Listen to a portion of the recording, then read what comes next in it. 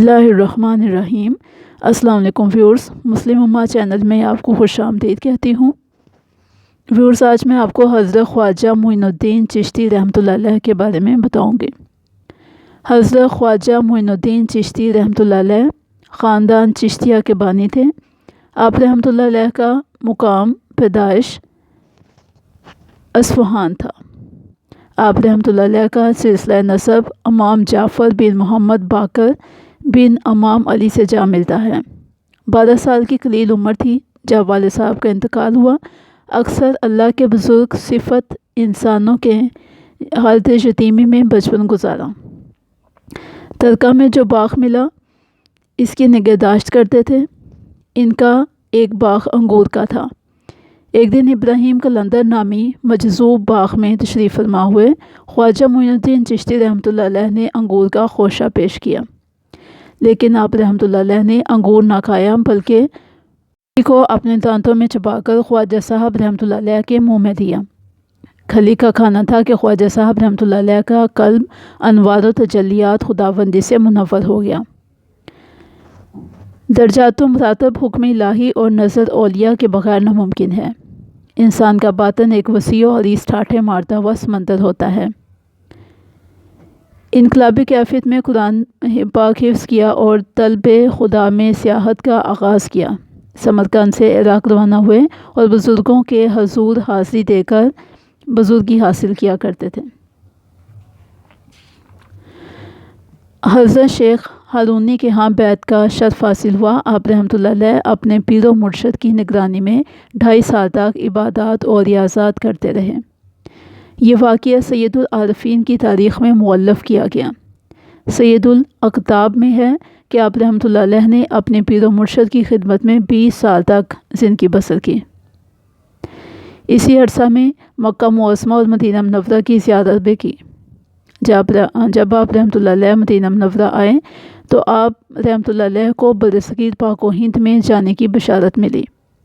حضرت شیخ عثمان ہارونی رحمۃ اللہ علیہ جیسے پیر و مرشد کو فخر تھا کہ خواجہ صاحب جیسی عظیم بزرگ ہستی آپ رحمۃ اللہ علیہ کی مرید ہے۔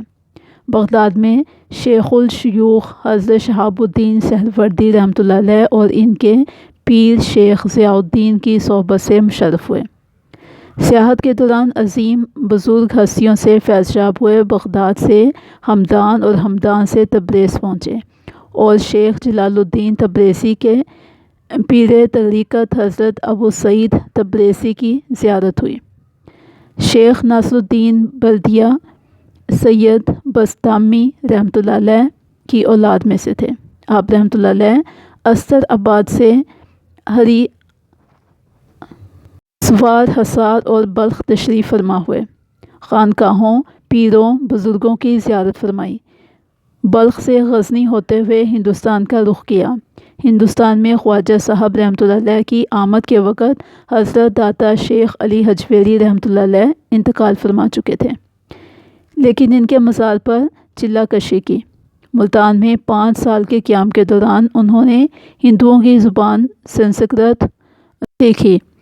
ہندوستان میں اسلام کی شعاع پھیلانے میں خواجہ صاحب رحمۃ اللہ علیہ کی شخصیت نے مرکزی روحانی کردار ادا کیا۔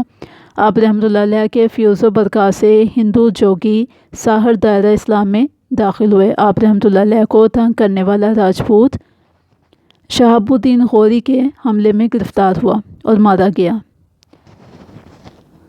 آپ کی عمر 100 سال کے لگ بھگ تھی۔ آپ رحمۃ اللہ علیہ نے 2 شادیاں کی۔ ایک شادی سید وجیہ الدین مشہدی کی دختر نیک اختر اور دوسری شادی ہندو راجہ کی لڑکی بی بی امت اللہ سے ہوئی جو مشربہ اسلام ہو گئی۔ آپ رحمۃ اللہ علیہ اکثر وجد کی حالت میں ہوتے تھے۔ عشاء کی نماز پڑھنے کے بعد حجرہ کا دروازہ بند کیا۔ حجرے کے باہر خانقاہ کے رہنے والوں کو ایسی آوازیں آتی رہیں جیسے کوئی حالت وجد میں مست ہے۔ صبح کی اذان ہوئی۔ خواجہ صاحب رحمۃ اللہ علیہ نماز فجر کے لیے باہر تشریف نہ لائے۔ لاحق ہوئی۔ حجرے کا دروازہ توڑا گیا۔ پتہ چلتا ہے کہ حضرت خواجہ چشتی رحمۃ اللہ علیہ عالم بقا کو پہنچ چکے ہیں۔ خاندان چشتیہ کے بزرگ سماع کا ذوق و شوق رکھتے تھے۔ خواجہ صاحب رحمۃ اللہ علیہ قوالی کے دوران حالت وجد و مستی میں دم بخود ہو کر بے ہوش ہو جایا کرتے تھے۔ سما سے اسرار حق کا کشف ہوتا ہے، لیکن قوالی کی دھنوں کو روحانی اور باطنی دھنوں سے وابستہ کرنے کی ضرورت ہوتی ہے۔ محفل سما کا شوق رکھنے والے بزرگان حق اس وصف سے بھرپور ہوتے ہیں۔ مختلف بزرگان دین نے آپ رحمۃ اللہ علیہ کو بے شمار القاب سے نوازا۔ آپ رحمۃ اللہ علیہ اولیاء کے کتب تھے۔ مولانا عبدالحق محدث دہلوی نے ان کو سرحلقہ مشائخ کہا اور لکھا، ہندوستان کے گوشہ گوشہ سے لوگ آپ رحمۃ اللہ علیہ کے مزار مبارک پر حاضری دے کر فیوز و برکات سے مالا مال ہوتے ہیں۔ آپ رحمۃ اللہ علیہ کے مزار کے قریب ایک مسجد تعمیر ہوئی جو سندل خانہ کے نام سے مشہور ہے۔ اس مسجد کی تعمیر خواجہ صاحب رحمۃ اللہ علیہ کے ساتھ عقیدت کی نشانی کا مظہر ہے۔ مالوا کے سلطان محمود خلجی نے راجپوتوں کے مقابلہ میں فوج کشی کرنے سے پیشتر آپ رحمۃ اللہ علیہ کے مزار مبارک پر حاضری دی۔ فتح نصرت کے بعد اس نے وہ مسجد تعمیر کروائی۔ ہندوستان کے اکثر مسلمان حکمرانوں نے آپ رحمۃ اللہ علیہ کے ساتھ زبردست عقیدت کا اظہار کیا۔ آپ رحمۃ اللہ علیہ کی کرامات و فیوز و برکات کا چرچا ہر شخص پر واضح تھا۔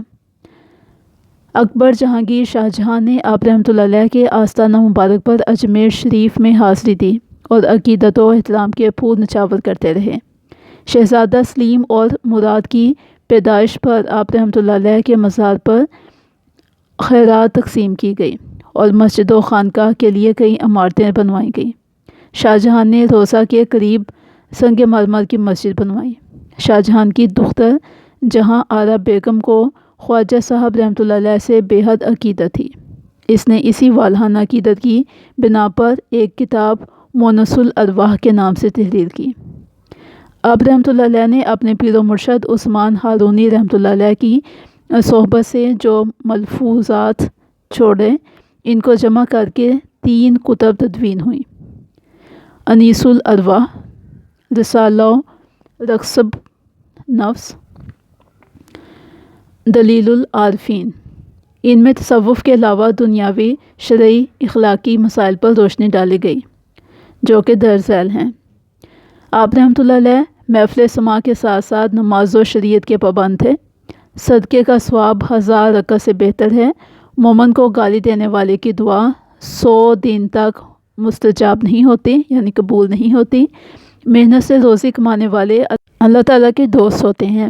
محنت کے باوجود یہ سمجھا جائے کہ رزق خدا تعالیٰ کی جانب سے مل رہا ہے۔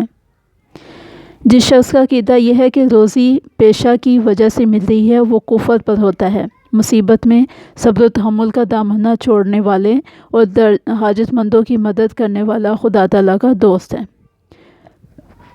3 شخص بہشت کی بو تک نہیں پائیں گے: نمبر 1 جھوٹ بولنے والا درویش، نمبر 2 کنجوس، نمبر 3 خیانت کرنے والا سوداگر۔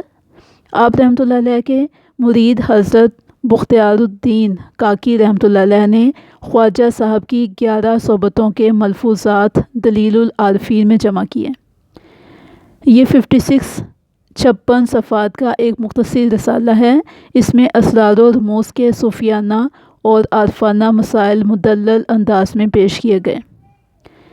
شریعت، طریقت، حقیقت، محبت الہی، عشق الہی، معرفت الہی، وضو، طہارت، جنابت، غسل، صدقہ، نماز، عذاب قبر، گناہ کبیرہ، قبر، گورستان، توکل، توبہ، محبت، نیک و بد کے متعلق بصیرت افروز اشارے اور کنائے دیے گئے ہیں۔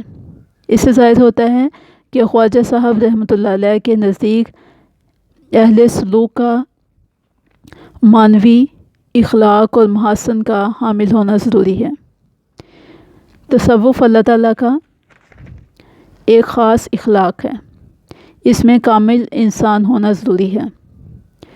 تصوف کوئی معاشرتی رسم یا کوئی مخصوص علم نہیں، بلکہ عمل صالح اور اخلاق حسنہ کا نام ہے۔ اخلاقی تکمیل سے مکمل شریعت کا پابند ہونا بھی ضروری ہے۔ شریعت، طریقت، معرفت اور حقیقت کے درجات بتدریج ملتے ہیں۔ اس کے بعد سالک کو ہر شے مہیا ہوتی ہے، یعنی سوال کرنے والے کو سب کچھ ملتا ہے۔ آپ رحمۃ اللہ علیہ کے ارشادات کے مطابق عارف پر علمی رموز کا انکشاف ہوتا ہے، اس پر انوار الہی اور اسرار الہی کے حقائق آشکارا ہوتے ہیں۔ عارف ہمیشہ حالت مسکراہٹ میں رہتا ہے۔ عالم ملکوت میں بارگاہ الہی میں مقربین پر اس کی نظر پڑتی ہے اور وہ ان کی حرکات و سکنات دیکھ کر مسکراتا ہے۔ آپ رحمۃ اللہ علیہ کے ملفوظات کے مطابق سالک پر شریعت کی پابندی از حد لازم ہے۔ آپ رحمۃ اللہ علیہ خود بھی شرعی اصولوں پر پوری طرح کاربند تھے۔ آپ رحمۃ اللہ علیہ شریعت، طریقت، حقیقت کے مراتب پر فائز تھے۔ نماز سے مومن کو معراج حاصل ہوتی ہے۔ نماز کا حق یہ ہے کہ بوقت نماز گویا وہ انوار خداوندی کا مشاہدہ کر رہا ہے۔ خواجہ صاحب رحمۃ اللہ علیہ نے مندرجہ ذیل امور کی تعلیمات دی ہیں۔ ان تعلیمات پر عمل کرنے سے عبادت کا درجہ ملتا ہے۔ والدین کی خدمت، کلام اللہ کی تلاوت یعنی قرآن پاک کی تلاوت، علماء و مشائخ کی تعظیم، زیارت خانہ کعبہ، پیر و مرشد کی خدمت۔ قبرستان میں قہقہہ نہیں لگانا چاہیے، وہاں کھانا پینا بھی ناجائز ہے، کیونکہ وہ مقام عبرت ہے۔ خدا تعالیٰ کے نام کی کبریائی سے لرزہ طاری ہونا چاہیے، کسی کی دل آزاری نہیں کرنی چاہیے۔ آپ رحمۃ اللہ علیہ کے نزدیک یہ گناہ کبیرہ ہیں۔ عارف پر علمی رموز منکشف کیے جاتے ہیں۔ عارفانہ روشنی میں اسرار الہی کے حقائق اور انوار الہی کے دقیق مسائل سہل ہو جاتے ہیں۔ جن پر دقیق و مشکل مسائل کا انکشاف نہ ہو وہ عارف نہیں بن سکتا۔ دقیق مسائل کو سہل کرنے کے لیے جہد کا بھی عنصر کار فرما ہوتا ہے۔ خواجہ صاحب نے عارف کے مفہوم کو وسیع انداز میں سمجھایا۔ عارف میں یکتائی پیدا ہو جائے تو وہ دونوں جہانوں سے بیگانہ ہو جاتا ہے۔ لالچی اور طمعی شخص کو پسند نہیں فرماتے تھے۔ عارف دنیاوی حرص و طمع سے پاک ہوتا ہے۔ اپنے عارفانہ انداز میں صراحت و بلاغت کریں تو بہت عزیز دل پسند کہلاتا ہے۔ خواجہ صاحب نے اپنے ملفوظات میں یہ جگہ ارشاد فرمایا کہ راہ سلوک میں 14 مقامات سے گزر ہوتا ہے: توبہ، زہد، عبادت، قناعت، رضا، جہد یا مجاہدہ، تفکر، صدق، رستہ ارشاد، اصلاح، اخلاق، معرفت، شکر، محبت۔ سلوک کے مراتب میں اہل طریقت کے لیے مندرجہ ذیل 10 شرائط ضروری ہوتی ہیں: طلب حق، طلب مرشد کامل، ادب، رضا، محبت و ترک فضول، تقوی، شریعت پر استقامت، کم کھانا، کم سونا، لوگوں سے کنارہ کشی، صوم و صلات کی پابندی۔ ویورز، اہل حقیقت نہ کسی کی برائی کرتے ہیں نہ کسی کو رنجیدہ کرتے ہیں، وہ کامل معرفت کے مالک ہوتے ہیں۔ جب وہ لوگوں سے بات چیت کرتے ہیں تو ان کی دین و دنیا سنوارنے کی نصیحت فرماتے ہیں، فضول گفتگو سے گریز کرتے ہیں، دوسروں کی عزت کرتے ہیں، اپنے کو کمتر اور حقیر سمجھتے ہیں، درد اور تکلیف میں صبر و تحمل کا دامن نہیں چھوڑتے، ان کے قلب میں عجز و نیاز اور سوز و گداز پایا جاتا ہے۔ جی ویورز، خواجہ معین الدین چشتی کا سالانہ عرس 6 رجب کو بہت دھوم دھام سے منایا جاتا ہے۔ ہر اسلامی مہینے کی 6 تاریخ کو خواجہ صاحب رحمۃ اللہ علیہ کی چھٹی شریف منائی جاتی ہے۔ لوگ دور دراز سے اس میں شریک ہونے کے لیے آتے ہیں۔ اجمیر شریف کی درگاہ میں 2 دیگیں بنائی جاتی ہیں۔ ان 2 دیگوں میں 400 سال سے مسلسل کھانا پکتا ہے۔ بڑی دیگ میں 3000 کلو لنگر اور چھوٹی دیگ میں 1500 کلو لنگر تیار کیا جاتا ہے، اور دیگ میں خاص تاثیر کے میٹھے چاول تیار کیے جاتے ہیں۔ وہ لوگ جن کی مرادیں پوری ہوتی ہیں وہ دیگ کی تیاری میں حصہ ڈالتے ہیں۔